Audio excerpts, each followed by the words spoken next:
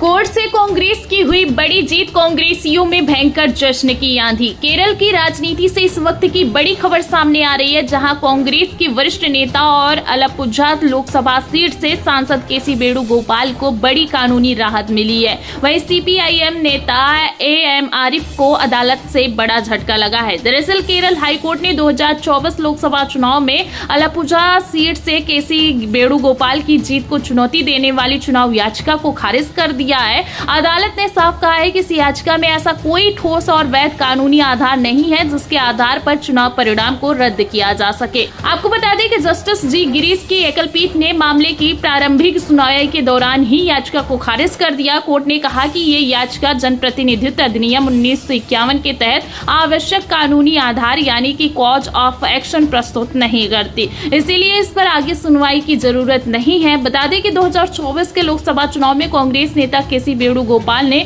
आलपुझा संसदीय सीट से जीत दर्ज की थी। वहीं उन्होंने सीपीआईएम के उम्मीदवार और तत्कालीन सांसद एएम आरिफ को चुनाव में हराया था। चुनाव परिणाम आने के बाद आरिफ ने हाईकोर्ट का रुख किया और वेणुगोपाल की जीत को चुनौती दी। अपनी याचिका में एएम आरिफ ने आरोप लगाया था कि चुनाव प्रचार के दौरान जनप्रतिनिधित्व अधिनियम की धारा 123(3), 123(3)(a) और 123(4) के तहत भ्रष्ट आचरण किया गया। उन्होंने अदालत से मांग की थी कि केसी वेणुगोपाल का चुनाव रद्द किया जाए और उन्हें यानी कि एएम आरिफ को निर्वाचित उम्मीदवार घोषित किया जाए, लेकिन हाईकोर्ट ने इन दलीलों को स्वीकार नहीं किया। अदालत ने स्पष्ट किया कि याचिका में ऐसे पर्याप्त तथ्य और कानूनी आधार नहीं है जिनके आधार पर चुनाव को अमान्य घोषित किया जा सके। इसी वजह से याचिका को शुरुआती स्तर पर ही खारिज कर दिया गया। इस फैसले के बाद कांग्रेस खेमे में जश्न का माहौल है, क्योंकि केसी वेणुगोपाल की संसदीय सदस्यता पर उठे कानूनी सवाल फिलहाल खत्म हो गए हैं। वहीं सीपीआईएम और एएम आरिफ के लिए ये फैसला